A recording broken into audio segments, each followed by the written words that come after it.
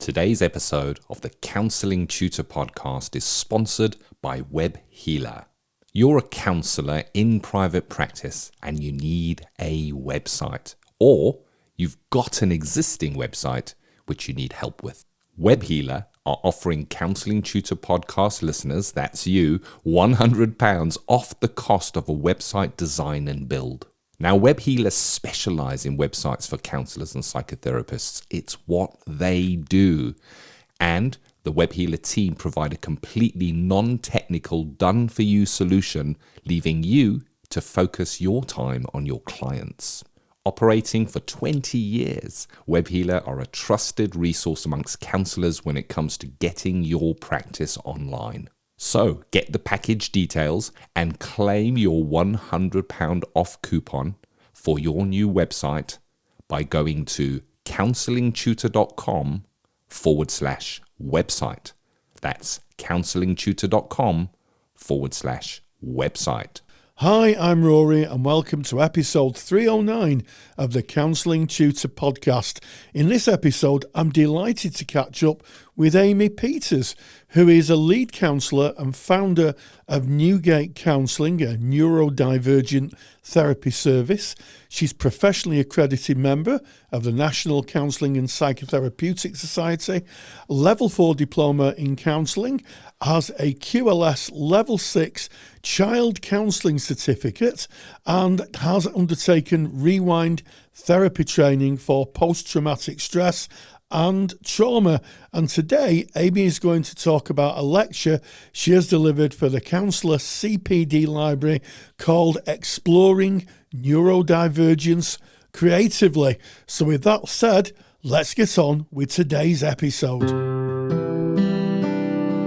Welcome to the Counselling Tutor Podcast, the must-listen-to podcast for counsellors, psychotherapists, and counselling students. Here are your hosts, Rory Oakes and Ken Kelly. Hello and a warm welcome. This is episode 309 of the Counselling Tutor Podcast. Rory and I are absolutely delighted that you've joined us for our 3 topics: ethical, sustainable practice, where we're going to be looking at online trauma therapy, the effective strategies for counsellors. We then go into our practice matters, where today Rory will be speaking with Amy Peters on exploring neurodivergence creatively. And then we end today's session always with our student services, where we see you, our students, and we're going to be speaking about along the lines of what you need to know about protecting yourself from having vicarious trauma during your counselling studies. We'll be telling you what that is, what it looks like, how it shows itself, and what you can do. So welcome everybody. And Rory, the first topic, ethical, sustainable practice, talking about that online trauma therapy, the effective strategies for counsellors. Yeah, absolutely, Ken. And I think it's good just to set a little bit of the background here. Online counselling has now become a standard offering within the counselling portfolio, whether you work as a private practitioner or you work as a student, student counsellor, or you're employed. You might work for a healthcare provider, or you might work for an organisation that offers counselling, a charity, or even the NHS. These are becoming standard offerings. And I think the first thing I would say, before we even get into the trauma piece, is that anybody who works online should do some form of training around working online. And the reason for that is there are psychological actions or psychological processes that appear online that don't appear in the therapy room. So the first thing is make absolutely sure that you've done some form of training course in online and telephone counselling. I think straight off the bat, one of the psychological processes that is really, really present is disinhibition effect. What's that? Well, it was a psychological theory developed by an American psychologist called John Suler, and it actually found its origins in online gaming and people becoming disinhibited online.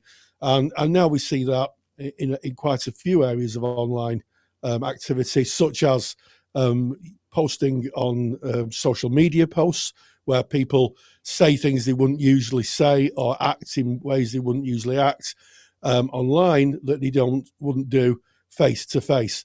We have to be very thoughtful of the disinhibition effect, because it can affect not only ourselves as therapists, but also our clients. So we have to have a good understanding of the theory, but also a good understanding of how that might present in the online therapy space. Yes, Rory.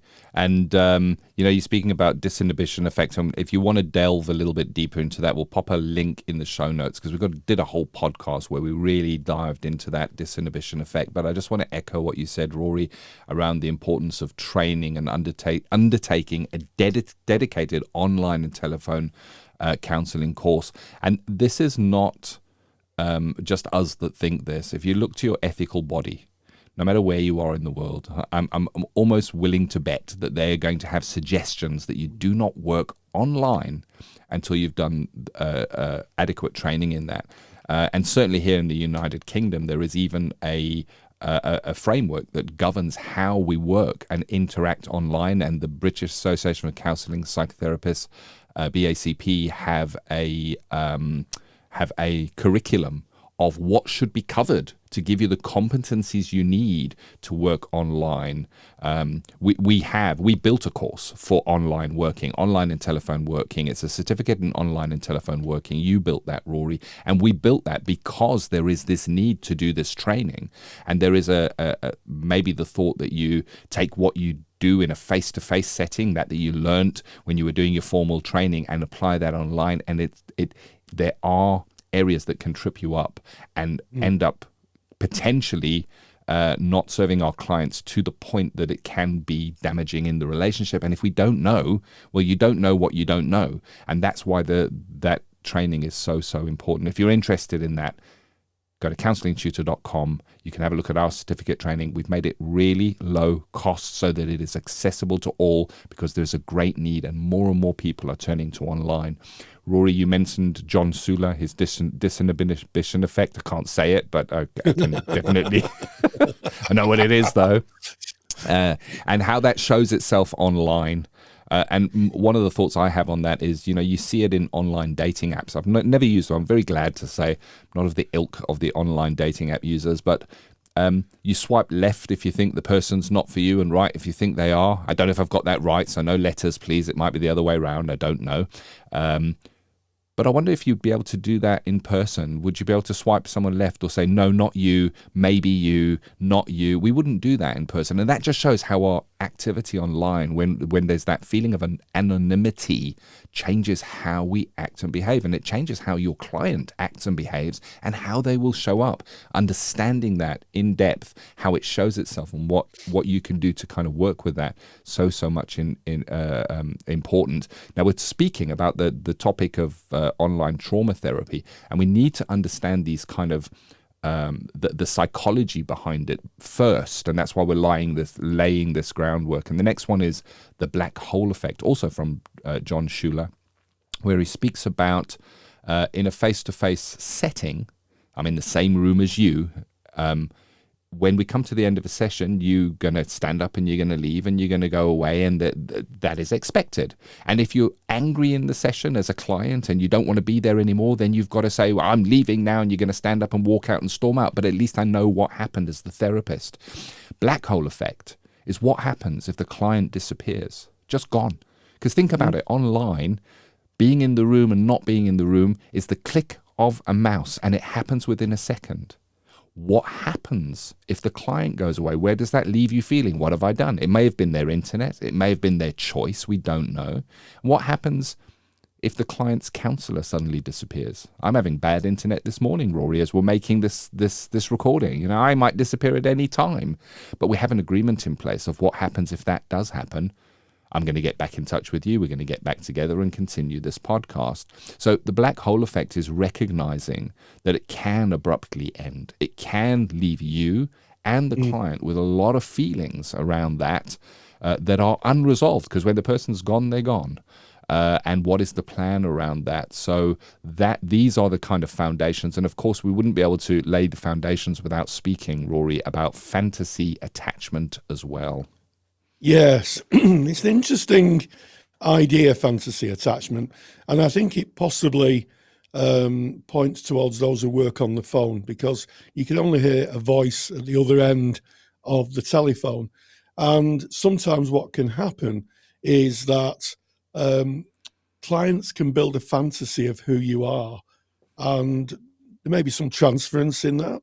They may think of you as someone that they've met in their past, and they can fantasize about who you are and also about what their relationship with you is. You know, a fantasy is just that, isn't it? Where you think of all sorts of aspects of a relationship, not just the counselling relationship. It could be someone fantasizing about having a different form of relationship with you. And I think that fantasy attachment, black hole, disinhibition are all underpinnings of what can happen if someone becomes traumatized. Because if you have a traumatized client, these are things that need very, very careful managing, because with traumatized people, it doesn't take very much to push them into deeper trauma or disassociation. So it's so essential that anybody who works online, along with the risk management plan, which we'll talk about, has an understanding of if the relationship is starting to drift, because we know, the research tells us, that the therapeutic relationship is one of the main ingredients in positive outcomes for therapy. And if we can manage things like fantasy attachment, black hole effects, disinhibition effects, we're in a better position to be able to build that therapeutic relationship. And in terms of fantasy attachment, I think a good observation here is make sure you have a picture of yourself on your listing or your website, so the client actually knows who you are. You know, I think that's just really important, so they can put a face to the voice. If you're working on the phone, may not always be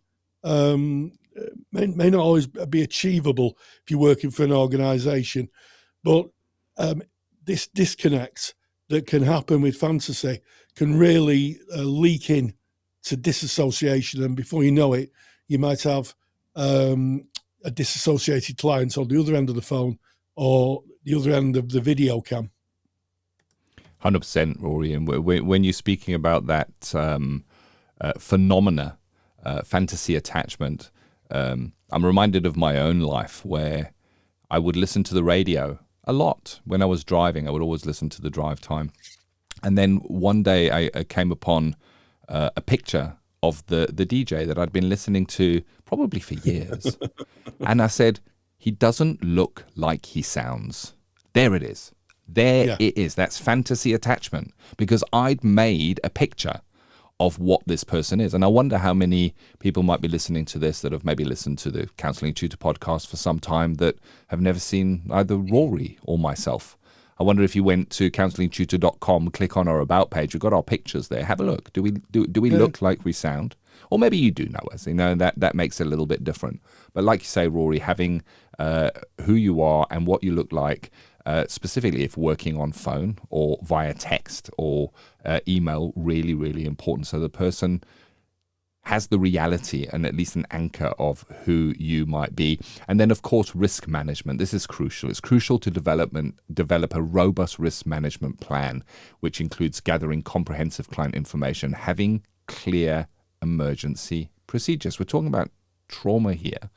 Trauma is really, really important. And what we don't want to be doing is, within the moment where we might see that there's massive distress within the room, trying to work out what we're going to do. We do the planning beforehand. And I think this is an area that we can speak about just for a moment, Rory, because I think this is vital.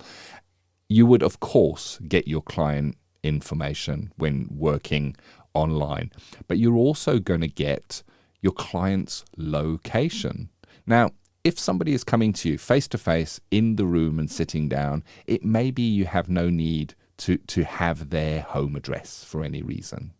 But when you're working online, you need the client's location. You need to have emergency contacts of people other than the client that you can contact. And that, again, you might not ask for that kind of information in a face-to-face setting. And of course, your risk management plan is also going to look at your emergency procedures. Can you tell us, Rory, why is it important that we have client information, their location, and emergency contacts?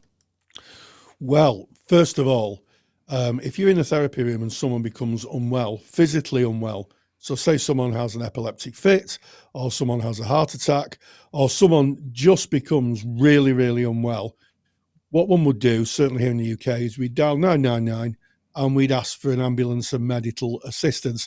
And we would have a singular location, our practice room. Come to Rory's practice room, 47 The High Street, Manchester, and the ambulance will be able to go there. But if you're working online with someone and all of a sudden they become ill, unwell, they fall over, and you haven't got their details, who are you going to send them to? You could call 999 and say, well, my client's having a heart attack. Well, where are they? Well, I don't know. I'm working online. And that is the main reason we have those details, so that should anything happen, as we always say, we hope for the best, but plan for the worst. That's always the rule in risk. And we're able to get the assistance they need. Now, it may never happen in practice, but it only has to happen once. So that is the reason that we get their name and address details. And also we get an emergency contact for the same reason, preferably someone who knows they're having therapy. So, it may be that they confide in someone and saying, I'm seeing a therapist. Maybe that person, a best friend or a family member, so that we're able to call them and gain assistance, because it may be that if someone's in the same house, they can render assistance quickly. And it's something you don't even think about, I don't think, when you work in the room face to face. You never think of having someone's name and address, although it is good practice to take comprehensive details, I have to say. But purely for that piece, you're online, you're on the phone, the client becomes unwell, they need medical attention, you have their details, you can guide the medical services to their location and hopefully get the support they need. Something that is taught in all online and telephone counselling courses, and I think we do labour the point in ours, Ken. We do. I think you might be right there, Rory. I think it might be right. But we only belabor it because it is so important. And this brings us on to our next point, which is utilising mental health questionnaires. I'm going to hand this over to you, Rory. This is an important topic. Why is this important? Now, we're talking here about you being a therapist and maybe being happy to work with trauma online. Why would we need these mental health questionnaires, and how do they serve the client, Rory? Are they not just for collecting data and reporting? Well, I think a lot of people think that, CORE or PHQ-9 are really for reporting and stats, and they're done in organisations to be able to justify funding. But actually, they have a very serious and necessary function. So if we take Core 10, which is one of the more popular forms of assessment, it's basically a scoring grid where you ask a number of very well thought out questions, and depending on the answers, you can score that. And it may be that there's an underlining issue. Remember, not all clients tell you what's going on for them.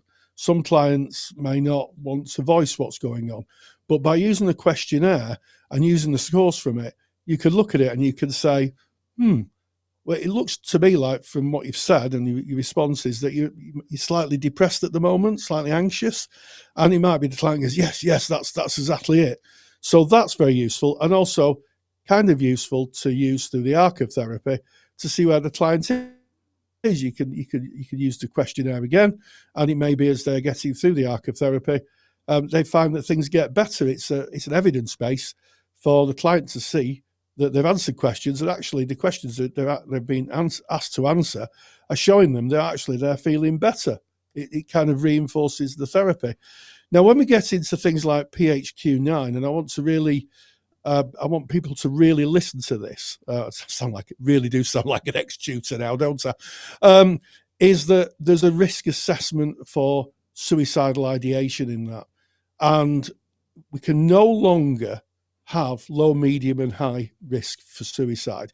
It may be when we do the questionnaire, it comes out like that, but we have to continually assess. There's been a huge change in the assessment of suicidal ideation, and that's been driven by the National Institute for Clinical Excellence, which is a UK-based organisation that quality standards not only medication but also risk assessment. So just because someone is referred to and they've got a very low risk of suicidal ideation, it's up to you to assess it within the relationship, not to dogmatically rely on a assessment that's been done by somebody else. Really, really important. But it does give us, again, PHQ-9, much the same thing, but it does give us a baseline to work on. So should the client become unwell, or should the client say they're going to take their own life, we can make a decision about that, and maybe we have to refer, or maybe have to break confidentiality if that is in your contract, and that's another story, how we put that in your contract so that we can support them, because sometimes when people are feeling very low, they may not make the best decisions, and sometimes with a bit of extra help and another few days, they may have been glad that someone intervened and kind of helped them gain a bit of time to make a better decision whether they should or shouldn't take their lives, Ken. Wow. Yeah, it's such a consideration, isn't it? And I guess working with trauma online demands a heightened awareness of unique psychological effects and the implementation of those rigorous safety protocols. And I think that by understanding phenomena such as the disinhibition effect and fantasy attachment and developing the comprehensive risk management plans, therapists just go on to provide a safe and effective online therapy for those seeking. And Rory has put together a handout on this topic. Not only a handout, we've also developed a full in-depth article on this, and you'll be able to get the handout that covers everything we've spoken about today. It's got some references and further readings to that as well. And if you're looking for that, go to counsellingtutor.com. Click on the podcast tab, go to episode 309, that's 309, and everything is there on that page. And of course, if you're listening to this and thinking, you know what, maybe it's time for me to look at online and telephone counseling training, and you want to look at our certification course, low cost, really in-depth, comprehensive course, and you'll find that at counsellingtutor.com. Just go there. All our courses are available. And that is the end of our ethical, sustainable practice for today. And I guess as we back out of ethical, sustainable practice, it's into practice matters. This is the CPD section of the Counselling Tutor podcast, where we bring experts in their areas. And Rory, you spoke with Amy Peters on a topic that I think is so vitally important. In fact, so important, we're building a training course on this very topic. It's neurodivergence, but we're really niching down on this. And Amy Peters speaking about exploring neurodivergence creatively. Yeah, absolutely. Amy's been with us on the podcast before. She's a neurodivergent therapist. She's an autistic therapist, and she runs an organisation that supports autistic or neurodivergent clients. And by neurodivergent, we mean people with autism, people with ADHD, people who may be dyslexic.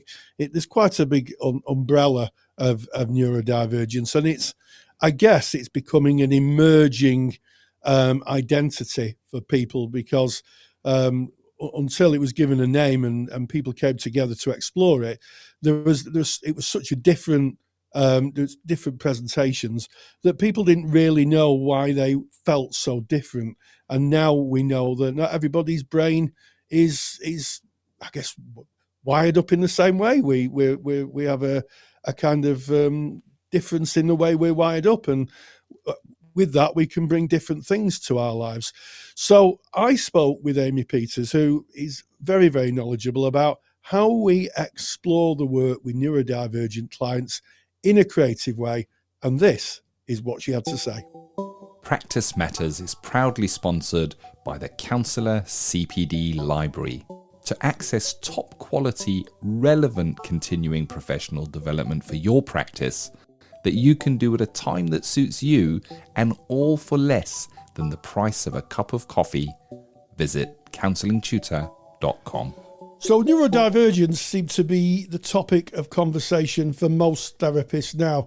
It's an emerging group of people who probably have remained hidden for a number of years, and now we're getting a better understanding of neurodivergence, be that ADHD or autism, all the other neurodivergent presentations under the umbrella of, I guess, neurodivergence. So I'm really, really pleased to have back again Amy Peters, who's done a fantastic lecture on exploring neurodivergence creatively. So Amy, welcome back again.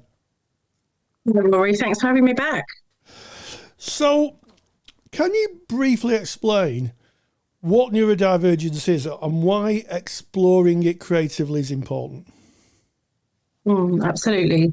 So neurodivergence is really a non-medical term, and it's for someone who has a brain that works differently from, let's say, the typical brain.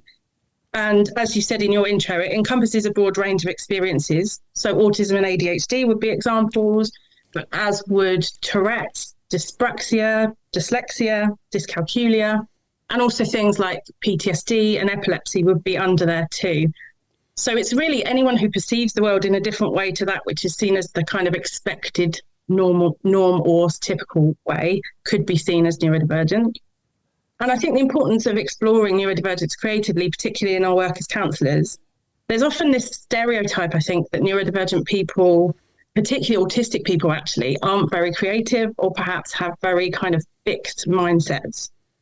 And I think, yes, although there are some truth to that in terms of the rigid thinking, I'm certainly someone that can very much have that kind of black and white thinking.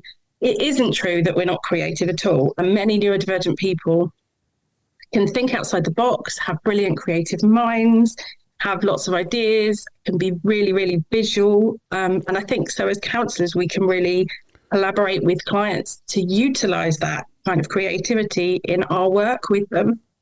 And then on top of that, I think some neurodivergent people might struggle to communicate verbally too. So within therapy, that could be very difficult. So when we use creative methods, I think it can help the client to communicate to us in a different way and helps us to learn as a therapist more about our client too. Absolutely. So meeting the client where they're at, which is always where we should be as therapists, trying to meet the client where they're at and trying to see the world through their frame of reference. I wonder what inspired you to focus on neurodivergence in your practice. I think you might have touched on this, but what was it that kind of made you focus on thinking, I will produce a lecture on neurodivergence and supporting those who are neurodivergent? I think, as I mentioned in the previous podcast, my children were diagnosed as various different types of neurodivergence, and I kind of uncovered that for myself at the same time. And alongside that, within my practice, neurodivergent clients just seemed to arrive. And I think I felt a real affinity with them, and they also seemed to resonate with my approach. So it really made sense, I think, to work with neurodivergent clients. And I think in terms of the lecture, as I worked with neurodivergence more and more and started to focus on that more and more, I realised that there were still so many stereotypes around autistic and ADHD clients specifically. They tend to be the people that I'm working with. And I really wanted to challenge that within the lecture and allow space for some more creative work for counsellors. And I think also for late diagnosed or late identified neurodivergent people like me, I think we can sometimes find it hard to explore that newfound neurodivergence just with talking and just with words.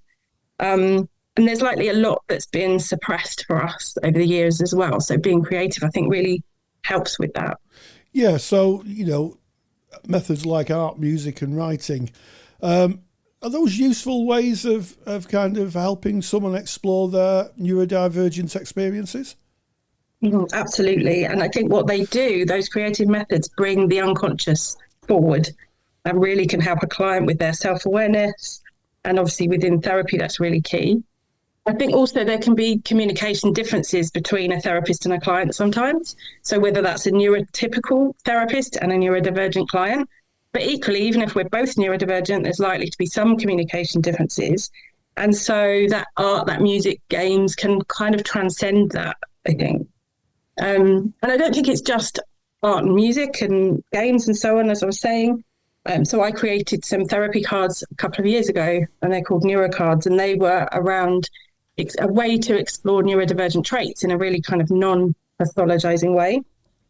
And there weren't many tools around, I think, for neurodivergence. So I just wanted to create something tangible for clients to be able to literally hold and kind of explore those traits. And I think that's what creativity does. It kind of makes tangible something which is otherwise intangible, and being able to see that which is inside the person and actually being able to externalize it in front of us, I think, which is just so helpful. Yeah, absolutely. And if you were to think about maybe a vignette of clients you've worked with, could you give us, an example, obviously without breaking confidentiality, of how your creative approaches have significantly helped neurodivergent people?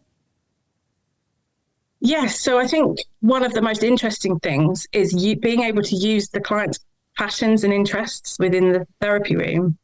And as we know, a lot of neurodivergent people have great intense passions and sometimes called special interests or maybe hyperfixations. And actually, it's a great way to engage clients within therapy. So something I found really useful is a lot of my clients have a passion or an interest for Minecraft, the PC game. That's like a sandbox computer game where you can build and create worlds within this computer game. And I've had clients before who really resonated with that, really been interested in this game. And what we've been able to do is take a concept, for instance, maybe we create a safe space for them within their Minecraft world, and they can use their knowledge of that game to create this world, to be able to walk me through it, and actually gives like great insightful conversation, I think, around that. And it allows them to explore things within a game which already feels safe to them, for that example. And I also think using those passions and interests, what we can see is that those hyperfixations, focuses, special interests can be so regulating for a lot of neurodivergent people. So in this case, you can help a client to feel regulated within a session by using those passions and interests. Absolutely. And I think that that is such an important thing for anybody who's working with a neurodivergent client group. I mean, I think it's, at this point I have to acknowledge that the term neurodivergent does carry a little bit of controversy within the neurodivergent or autistic community. Some people would prefer not to have that term. I've had a couple of people contact me saying that they find the term not helpful, but it seems to be the standardised language now within therapy. So, in terms of working specifically with neurodivergent clients, what kind of common challenges would you see presenting in your therapy room, and how can creativity address those challenges? I think we've mentioned communication already, and communication challenges for neurodivergent people can often be worked with creatively. We can work with that in different ways. I think masking is a big one that we might see within the therapy room, but also we might be able to help the client work with how they mask in their everyday life.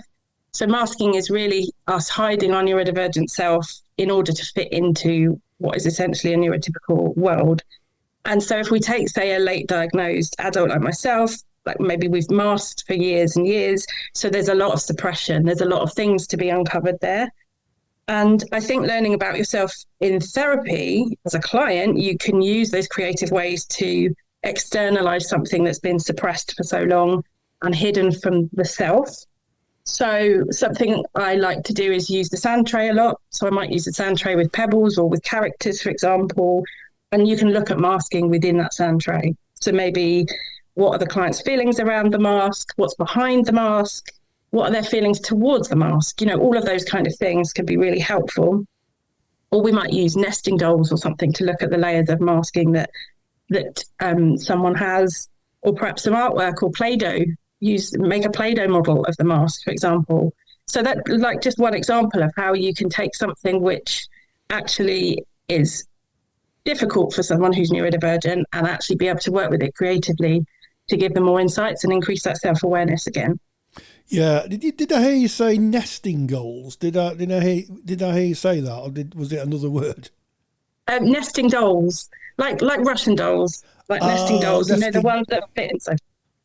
Yes, it's my hearing. I thought you said gold nesting dolls, Russian dolls. Very, very interesting. Yeah, trying to get what's outwardly presented to the world, and also that internal feeling. As you say, the mask, I think, is an interesting metaphor for how some people in the neurodivergent community interact. So, if we're thinking of working with neurodivergent clients, how do we ensure that the environment, our therapy rooms, are inclusive and the activities are inclusive?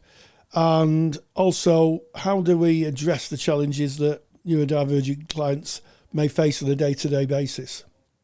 Yeah, it's a really good question. And I think mostly it's about creating emotional safety, as we would do for all our clients anyway. But for neurodivergent people, we often might have a fear of being perceived, possibly. We might be quite sensitive to rejection. So presented with a kind of creative task within therapy could be quite anxiety inducing. It might be that client feels they're expected to perform or mask even more, potentially. So I think being collaborative is so, so important. It's checking in with that client for how they feel about this creative task. It's us being able to be flexible, to be able to be open to change.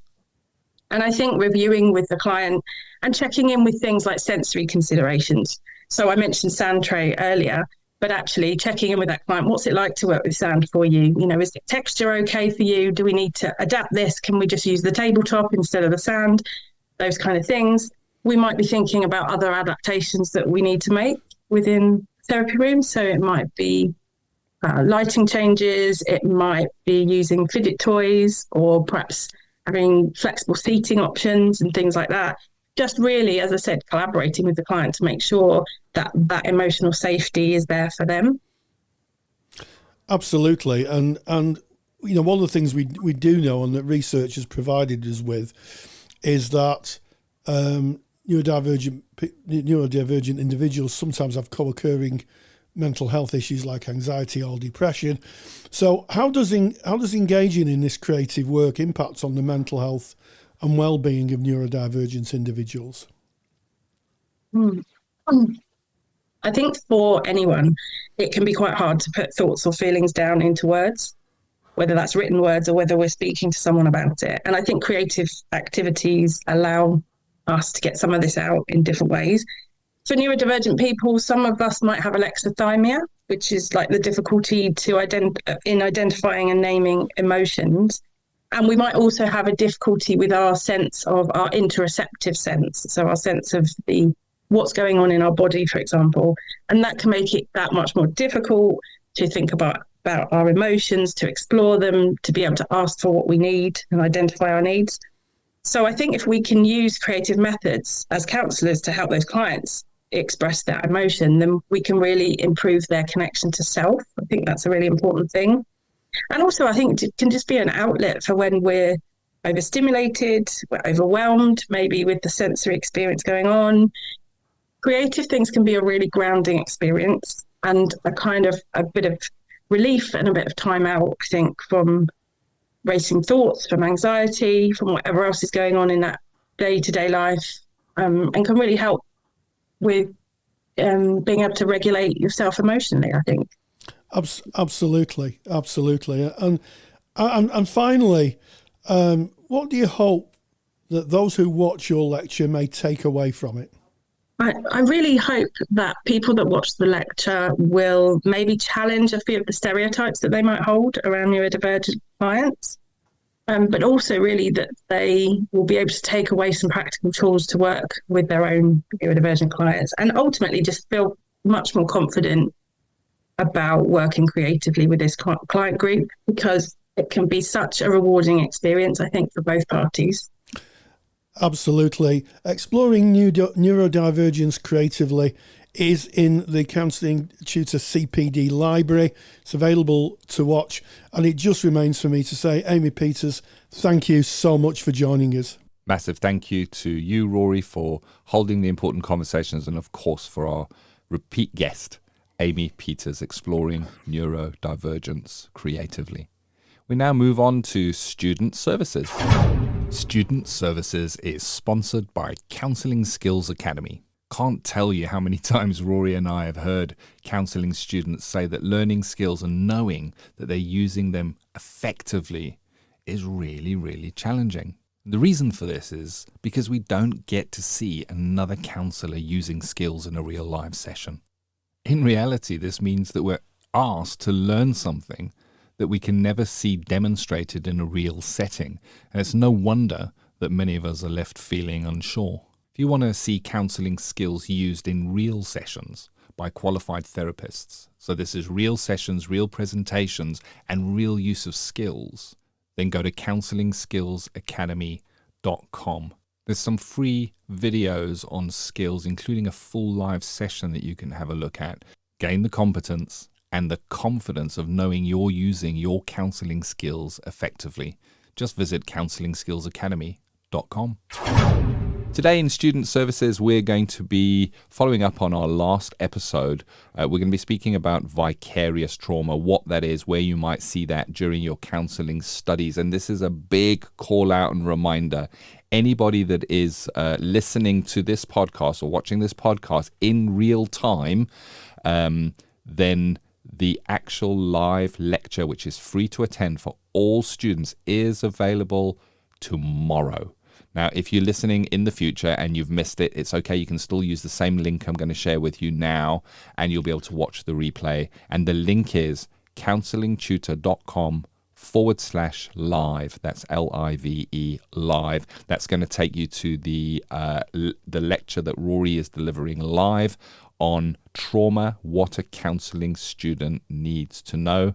And Rory, what is vicarious trauma, and why, as a counselling student, do we need to know this? Well, very, very straightforwardly put, vicarious trauma is trauma that a helper can experience when listening to or working with clients who are traumatized.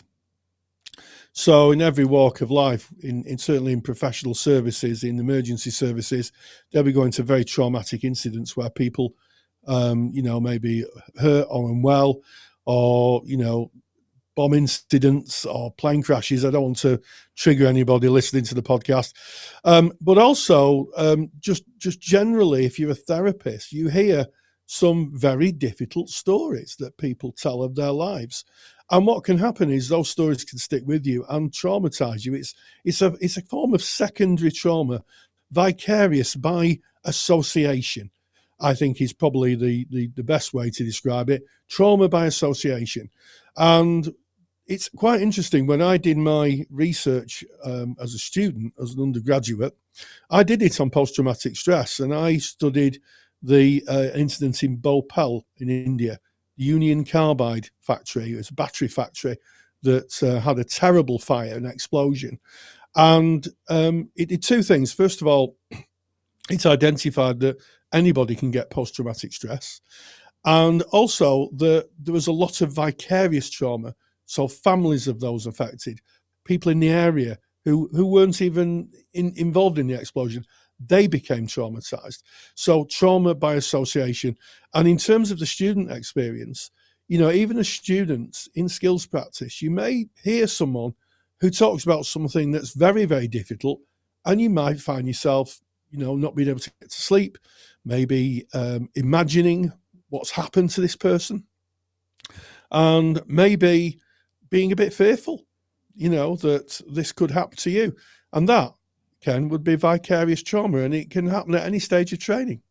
Yeah, it's a really interesting phenomenon. So it's it kind of transfers itself from one to another. And what's interesting with vicarious trauma, it doesn't have to be a person-to-person interaction. You can experience vicarious trauma from watching the news and what you're left with and how that feels to you. And it may well trigger something that might have happened to you or nearly happened to you, or may have happened to a family member or somebody that you know. And suddenly it takes you out of the present moment of being in that simulated skills session, if you're at college maybe, and somebody mentions something, and you're somewhere else for a brief moment, and maybe experiencing emotions inwardly that are not yours. That it's vicariously brought up by what's been spoken about.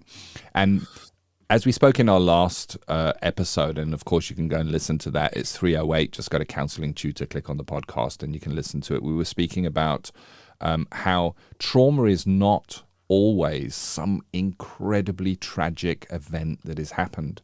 It could be something that nearly happened, or something that you imagined might happen in your own life, and then somebody else mentioning something many years later can trigger that. And I'm going to give you an example of this now. So we're going to say we're in a triad now. There's 3 people. We're broken up in our skills practice group, and our job is to work together and to do 15 minutes each, one person watching, one being the speaker, one being the listener, and to swap around. Well, maybe somebody speaks about something really low level. As the speaker, I might speak about my trip in to the university today, and how I was driving and how it was really busy, and how I got quite angry because somebody cut me off. They cut in front of me. Well, it may well be that the person that is the observer, not even the listener, might have had an incident within their life where they were in a car accident, and it can bring it back right there and then. It's kind of, they're transported back to that moment, and they can become experience vicarious trauma through that. So it's not necessarily a really heavy topic that has to be brought. It can be anything, really. It's amazing how our neurons in our brain work. We hear one thing and it kind of fires off a series of neurons, and it links to a memory or something that we heard once or experienced once, and we can be vicariously traumatized through that.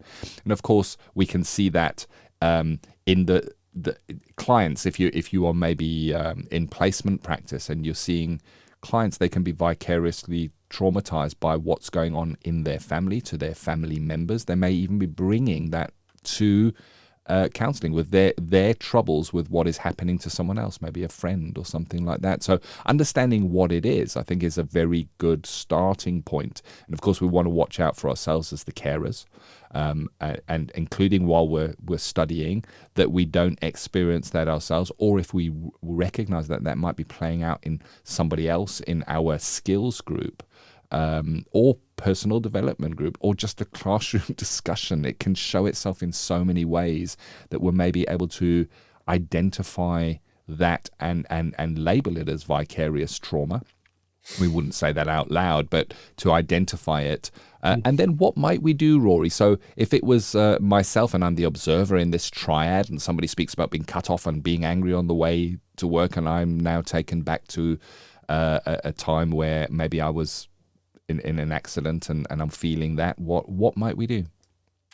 Well, I mean, I think if the listener, the person who's doing the listening, starts to get unwell or agitated or maybe tearful, I've seen that happen.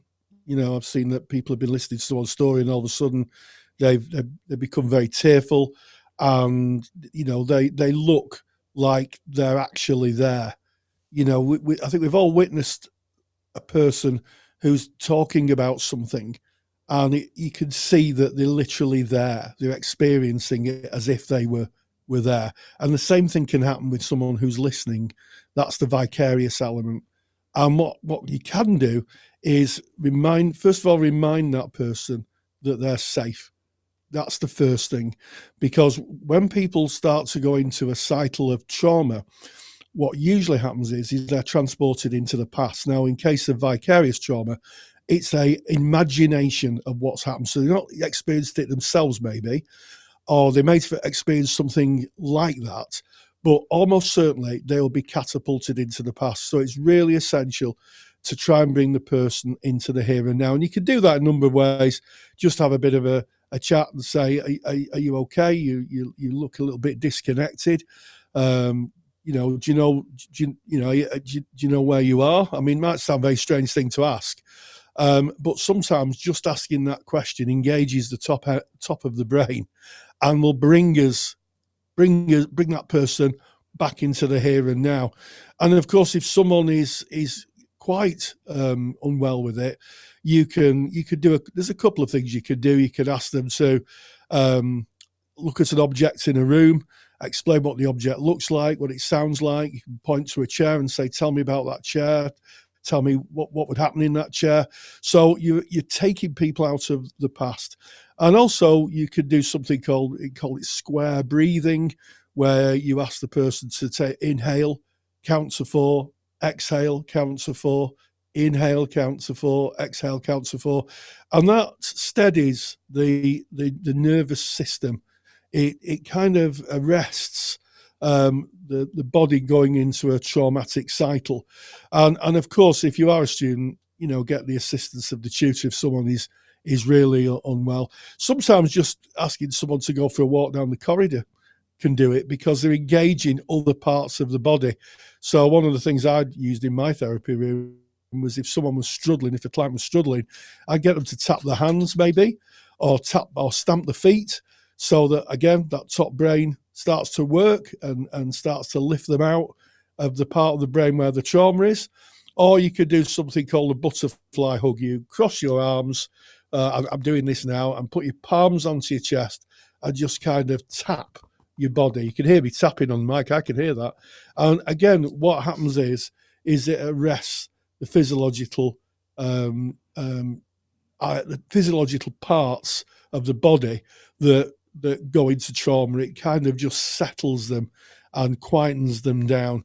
I would say that if someone is in that situation, then maybe there's stuff that's gone on in their past that maybe they could do with and looking at, or being supported in therapy. But those are just some of the things. But I don't know about you, Ken, but certainly in skills practice, I've seen people, literally go grey when they've been listening to someone's story, and I've had to step in and say, okay, I think just take a bit of a break here. Focus on the person who's struggling. What do you need? And in one case, the person sat for about a third of the lesson in the canteen, just with a cup of coffee in the refectory, just to bring themselves down a bit. It does happen, and we have to protect ourselves. And I guess if we're in a teaching situation, our peers, if we can recognise it, we can help. Yeah, nicely said, Rory.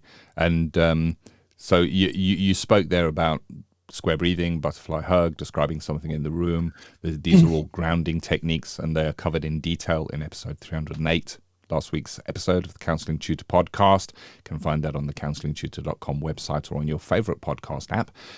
But you now understand vicarious trauma, what to look out for, what it might feel like if that starts playing out in yourself. And I want to clarify, when I was speaking, it can kick off things that you may have experienced or someone else may have experienced, but it can also just come out of nowhere. It can be their story and you have no reference or experience of that at all. And like you said, Rory, you're imagining yourself into that, or what it might have been like that for that person, like watching a news or listening to the news and thinking about those poor people and how that must have been for them, and then experiencing trauma within yourself. You have those grounding techniques, and as Rory quite rightly said there, break that session, because in real therapy, out there, you're a qualified therapist working with a client. If that client becomes traumatized, you don't carry on saying, "Oh, I see that you are looking rather traumatized there." You're going to break that. You're going to check if they're okay. You're going to maybe step out of your modality and your main model. So the same within your training environment. If that is playing out, it's okay to just stop and check that person is okay and what they need. Because at the end of the day, we're there for the best service of the clients. And if it's you, say, you know what, I can't go on anymore. This is what's playing out in me. And then speak to your tutor or work with a grounding technique or or something like that. I think it's really important to recognize it, not to hide it, not to, oh, this is silly, I shouldn't really feel like this. You are feeling like that, or they are feeling like that.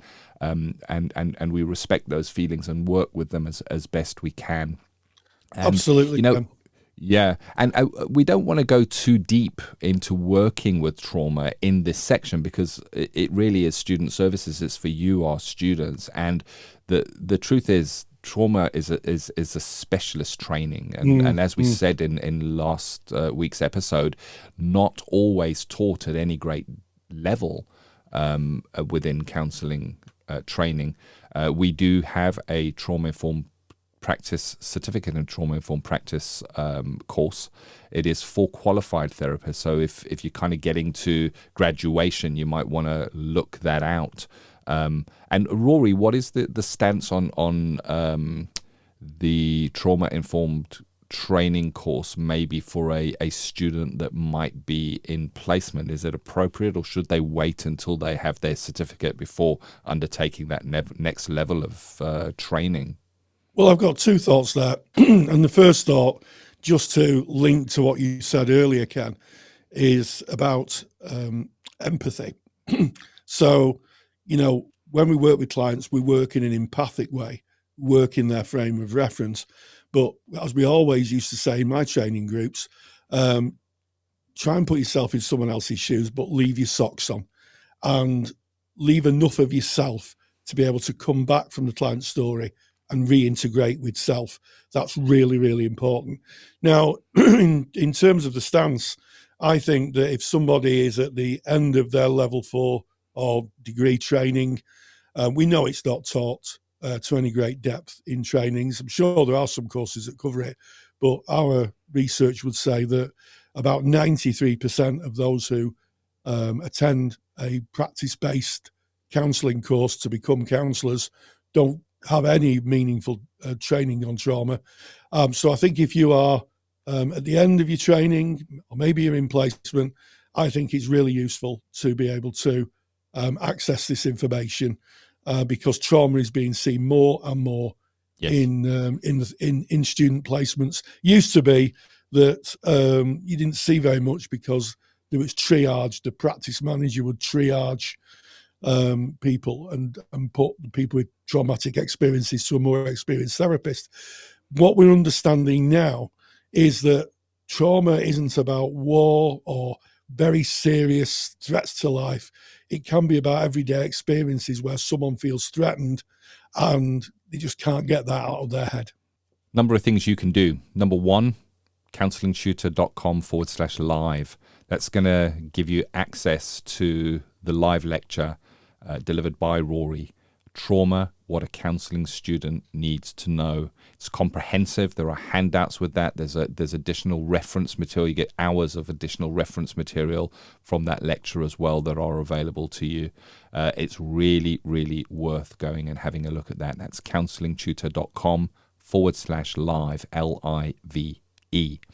Secondly, if you are thinking that you're listening to this and you want to do a certificate in trauma-informed practice, go to counsellingtutor.com. Our courses are right there. You will find our courses, and just go to the trauma-informed practice course. We have two different ways you can do that course. One way is self-directed. You do it in your own time. You access all of the learning materials and you work through what you need to work through in the time that suits you. We have a higher level of that, which is only open to qualified therapists, which is tutor-led, and there's 3 live sessions where you get access to all of the learning materials, but then those learning materials are brought to life and demonstrated and discussed amongst peers and with your tutors, and at a little bit more depth in live sessions. There's obviously a price difference, because if you're going through a more supported journey, there is the tutors there as well, but you can decide what is right for you. But if you are a student and wanting to do that, then the option for you is the self-directed. When you graduate, then you could look at maybe doing the tutor-led and slightly deeper version of that training. The National Counselling and Psychotherapy Society, or NCPS, proudly sponsor this podcast, supporting students every step of the way. Join the NCPS for resources, training, and a friendly, knowledgeable community to enhance your learning experience. Visit ncps.com. Wow, what an episode. This has been Counselling Tutor Podcast, episode 309. Yes, and we started off with ethical, sustainable practice. We talked about online trauma therapy and the reasons that if you work online, you should get yourself some effective training to be able to understand the many psychological and very practical safety orientated aspects of an online practice. In Practice Matters, we spoke to Amy Peters about exploring neurodivergence creatively, honouring a rising group of people who need support and are becoming, I guess, more visible in the world. And then finally, in student services, we talked about vicarious trauma, something sadly that's ever present in our lives, I think, and also especially within training. And we kind of looked at it and talked about areas that we have to be thoughtful of and some practical things that we can do should we come across someone who is vicariously traumatized. Bit of a favor from you. We always enjoy making a podcast, but if you could do us a favor, if you could share your podcast on your social media so that other people can hear what we have to say, and maybe we will help them. And also, if you've liked what you've heard, and I hope you have today, why not give us a review on your favorite podcast platform? We love a bit of a 5-star review, me and Ken, and we enjoy that we've offered that service and given information and helped others. And as always, stay grounded and stay safe. Take the stress out of your counselling studies and get the support of Rory and I by joining us in the Counselling Study Resource. Counselling Study Resource, or CSR for short, is the world's most comprehensive assignment guidance and study support resource for students just like you of counselling and psychotherapy. See how Counselling Study Resource can help you. Visit counsellingtutor.com. That's counsellingtutor.com. Thank you for listening to the Counselling Tutor Podcast. Find the show notes for this episode by visiting counsellingtutor.com.